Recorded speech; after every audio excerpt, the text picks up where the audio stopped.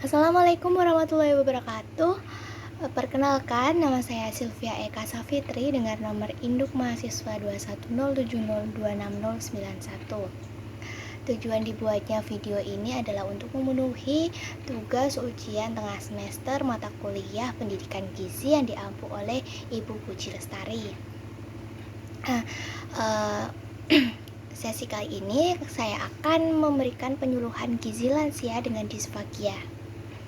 Nah, di sini kita akan membahas beberapa pokok materi. Yang pertama ada disfagia pada lansia, penyebab disfagia pada lansia, hubungan status gizi lansia dengan disfagia, lalu ada cara penanganan yang tepat untuk lansia dengan disfagia. Seperti itu.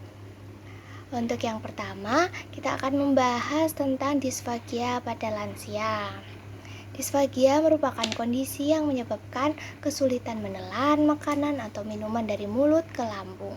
Kondisi ini bisa membuat pengidapnya membutuhkan waktu yang lama dan usaha yang ekstra untuk menelan. Lalu untuk penyebab disfagia pada lansia ini sendiri ada yang pertama kelainan pada otot dan syaraf daerah tenggorokan atau benda yang menyumbat di daerah kerongkongan. Ada juga kontraksi atau kejang otot kerongkongan yang terjadi secara tiba-tiba. Lalu ada luka-luka atau penyempitan pada kerongkongan akibat asam lambung, gangguan syaraf tertentu seperti stroke, ada penyakit tertentu atau GERD. Penyakit tertentu ini seperti kanker esofagus. Lalu ada sumbatan atau iritasi kerongkongan yang menyebabkan sensasi makanan terganjal saat menelan, dan lemahnya otot yang terjadi secara alami seiring bertambahnya usia. Nah, melemahnya otot yang terjadi inilah yang merupakan penyebab utama seringkali kita melihat lansia dengan disfagia. Nah, lalu apa sih hubungan disfagia dengan gizi lansia sendiri? Nah, gizi disfagia atau kesulitan menelan ini pada lansia dapat berdampak pada status gizi mereka. Nah, penelitian sudah menunjukkan bahwa disfagia dapat menyebabkan penurunan status gizi dan meningkatkan resiko malnutrisi pada lansia. Hal ini terjadi karena kesulitan menelan dapat membuat lansia enggan makan atau minum, sehingga asupan mereka menjadi berkurang.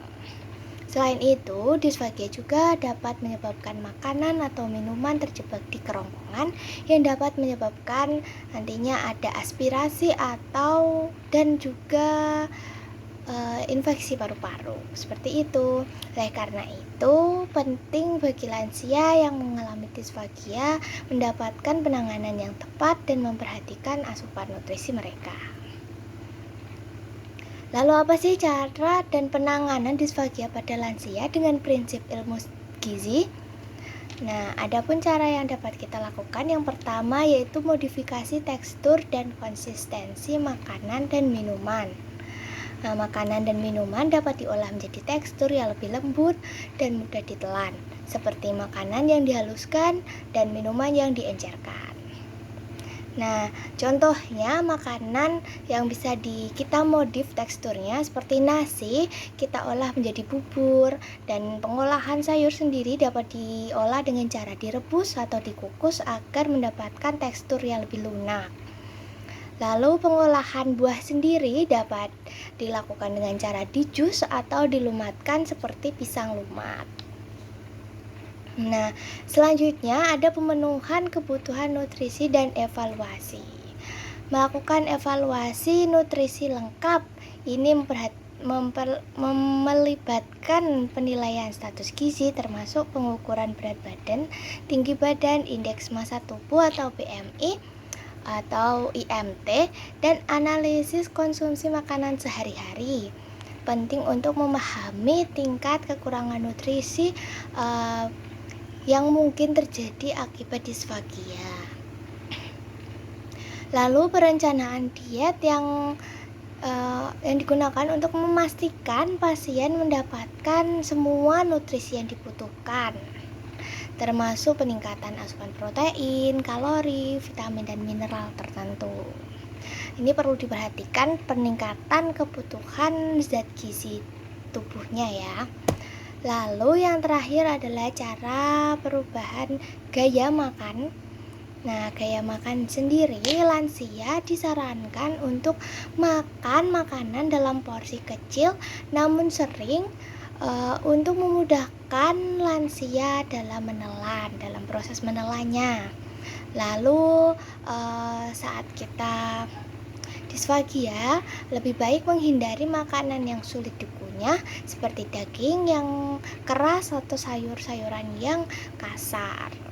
Menghindari makanan yang dapat memperburuk kondisi disfagia. Nah, disfagia ini dapat diperburuk lagi kondisinya jika kita mengonsumsi makanan yang pedas dan asam. Oleh karena itu, baiknya kita menghindari makanan-makanan tersebut. Baik, seperti itulah penyuluhan disfagia pada lansia. Semoga dapat bermanfaat. Dari saya, mohon maaf apabila ada kesalahan kata. Terima kasih. Wassalamualaikum warahmatullahi wabarakatuh.